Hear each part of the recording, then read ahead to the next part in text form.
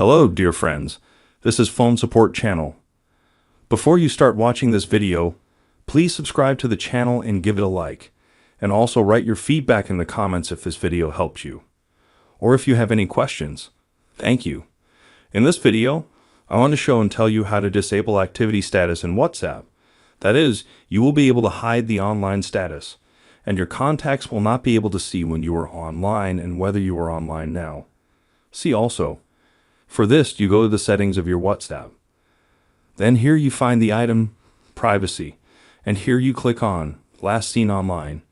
And this is where you click on Nobody, and also you select Same as Last Seen.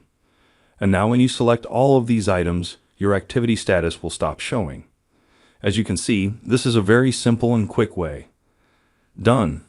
There is nothing complicated. If you like this video, put likes and subscribe to the channel. And also watch other useful videos on the channel. That was Phone Support. Bye bye. See you later.